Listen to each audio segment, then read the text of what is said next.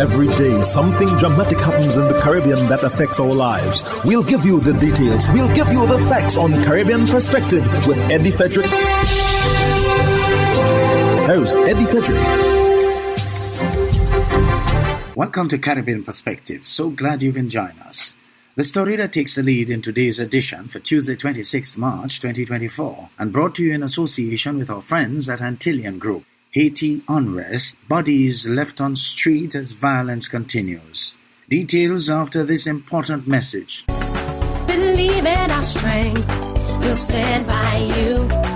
Protection from all, perils big and small.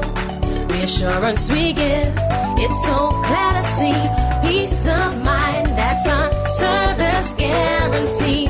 We look after all our family. Yes, we do at every opportunity. Antillean Group, underwriters of all classes of insurance solutions for your protection and investment. Live well financially.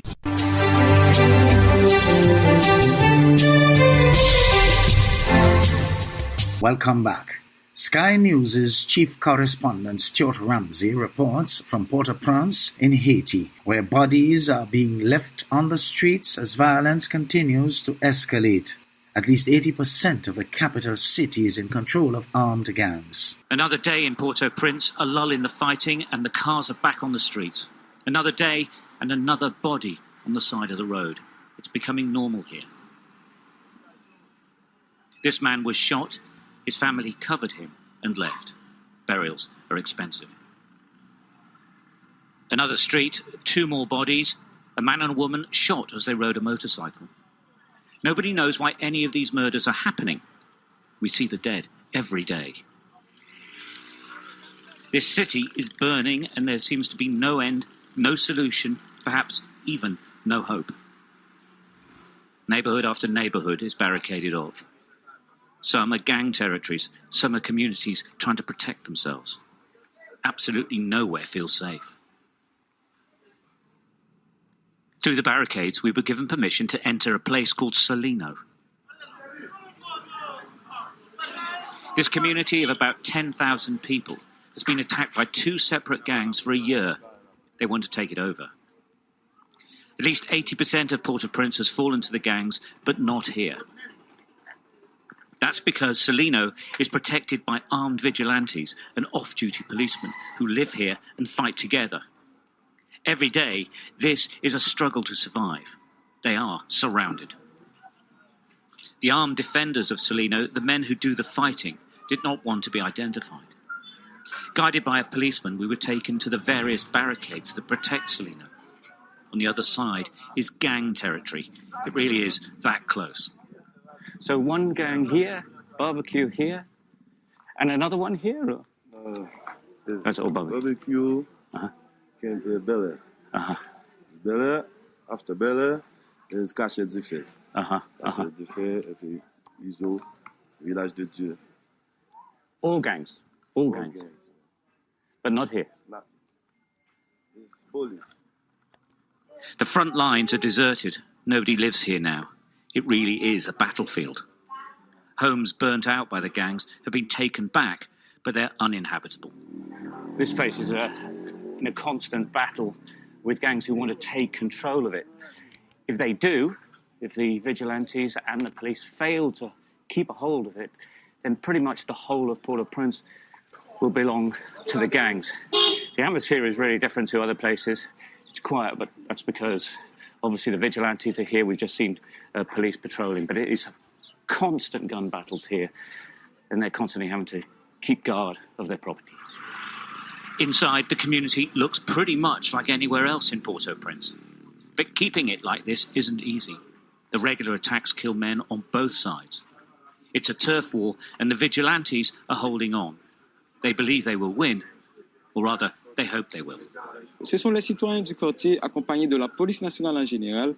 It's us citizens along with the police officers who are controlling this area.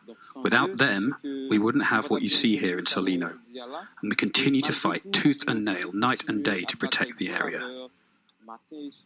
When the roads of Port-au-Prince go quiet, you know it's dangerous.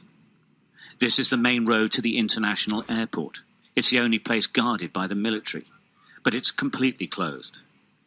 The overwhelming sense you get is of a capital city not only cut off from the rest of the country, but cut off from the rest of the world.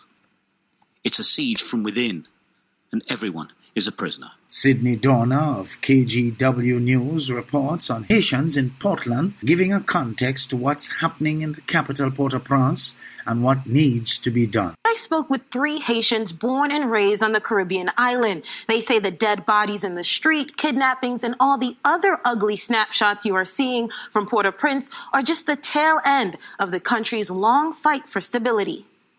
Much of what we see about Haiti is focused on the recent gang violence set off by changes in government. Marie-Pierre Paul, who grew up on the island, says this is a stark difference from what she experienced as a young girl. We go in the street to study. That's what it was until like 11 o'clock, we go home. But now they tell me about like 4, 5 o'clock, you have to be home. If you don't get home, you can get killed in the street. But let's take a step back to 3 years ago, when President Jovenel Moïse was assassinated. Prime Minister Ariel Henry took over without an election. Fast forward to now, he's agreed to resign, but only with a transitional council in place. There's no government, nobody to stop them. They can do whatever they want to. If you refuse, you're going to lose your life. The UN reports over 30,000 people have fled the capital in just the past few weeks. They say most were already forced out of their homes by gangs and living in camps or with family. One of my cousins died last year. She got kidnapped. She was only like 31. Mario Boulier has lived in Portland for over 40 years and a proud Haitian native. He says Haitian police have no chance against gangs carrying bigger and more advanced weaponry.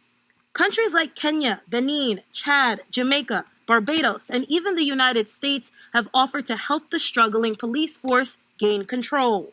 I think President Biden election coming in, they don't want to send a U.S. police down there. If one of them die down there, that's going to make him look bad. The continued violence is sinking half of the population, nearly 5 million people, into acute food insecurity, according to the UN. With a young population, many Haitians are crossing the border into Dominican Republic for food or work. If nothing come in, the people in Port-au-Prince, they don't have anything to eat. Right now, Kenya is leading the effort to restabilize Haiti, backed by the UN. But some Haitians are skeptical other countries can halt an internal battle. But the international community is not going to be the one who fix your problems. It's them that they need to get together, fix their problem, and then life goes on. Sydney Dorner, KGW News. In other news,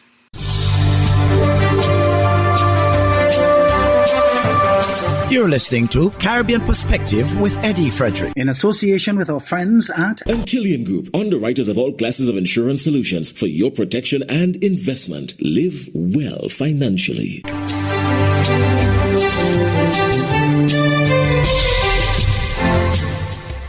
St. Kitts and Nevis' Prime Minister Dr. Terence Drew has asserted that CARICOM has been a tremendous benefit to St. Kitts and Nevis. Andre Huey of SKN Newsline has more. Speaking in an interview on Freedom FM's Issues program on Wednesday, Dr. Drew touted the benefits of CARICOM, listing the various regional entities that serve the Federation. We benefit a lot from CARICOM. I want that to be clear. RSS. When things get tough in St. Kitts, we say, why don't we bring in the RSS? The RSS is a CARICOM force. It's a regional force. That's a benefit that we have. The other thing that we benefit is SEDIMA, for example, that deals with disasters. Each time a hurricane is heading towards St. Kitts, SEDIMA, which is a CARICOM institution, step forward to help us to deal with the St. Kitts and Nevis can't deal with that on their own. If the security get tough, St. Kitts and Nevis can't deal with it on their own. CXC, St. Kitts and Nevis cannot on its own set up a examination council that will be respected around the world. We have CXC, RSS, SEDIMA that deal with that. We have CAFA that deals with the health aspects of our countries in the CARICOM. Why am I dealing with education, health, and security? These are the very foundations on which any country is built. Any successful country is built. Therefore, CARICOM has played a tremendous role. The CDB, Caribbean Development Bank, that bank is what is giving us the first $17 million to develop the geothermal in Nevis.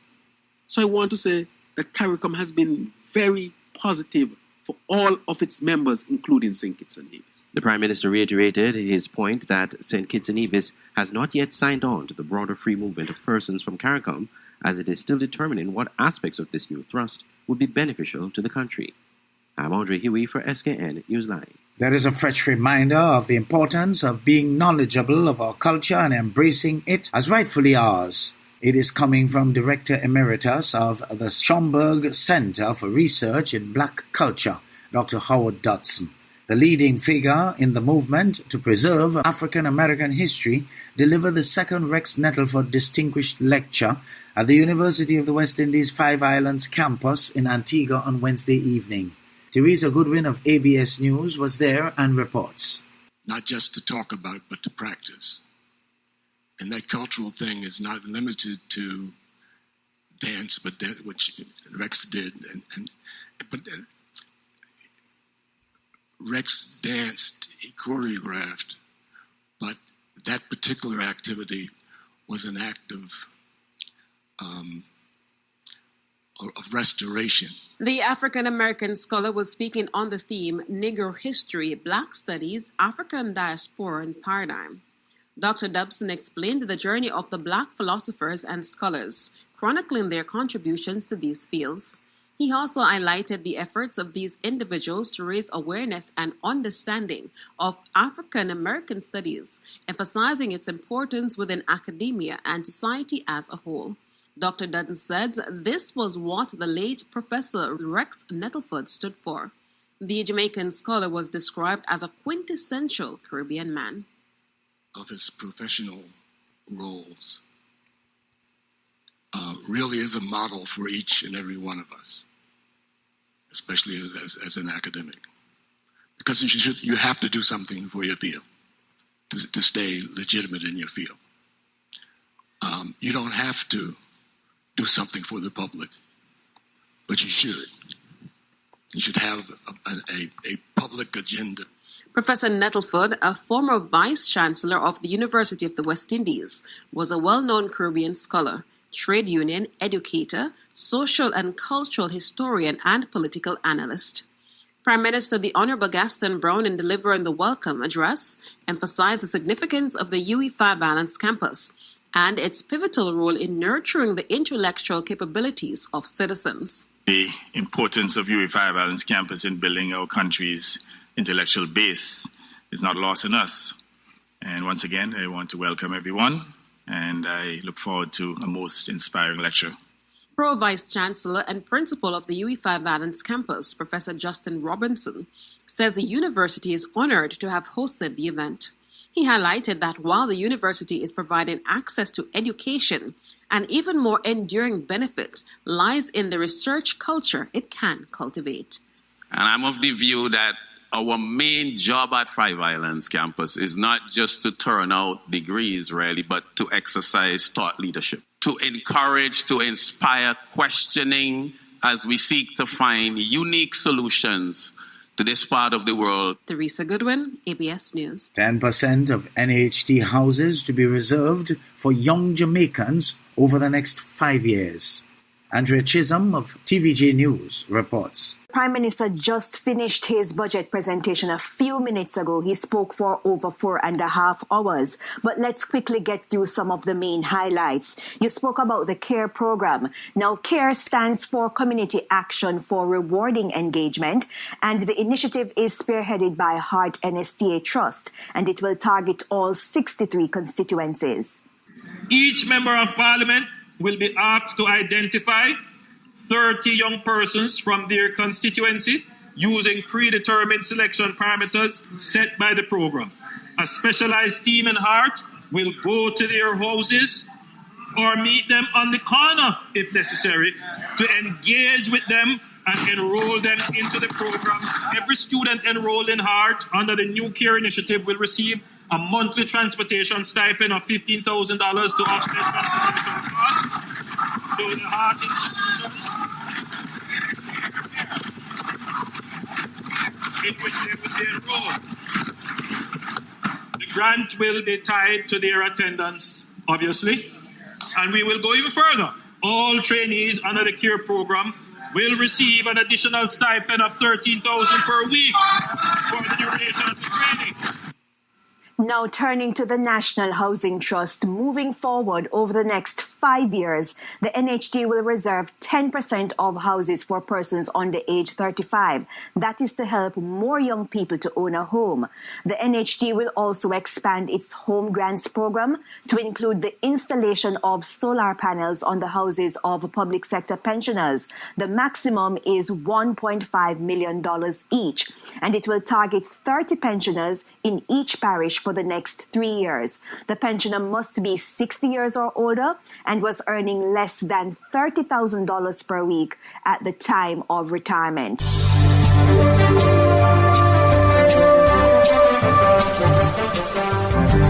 I am Eddie Frederick. This has been Caribbean Perspective, a whole new approach to highlighting developments in the Caribbean. In the meantime, please follow us on Facebook and subscribe to our YouTube channel for daily regional news and more, in association with our friends at Antillian Group.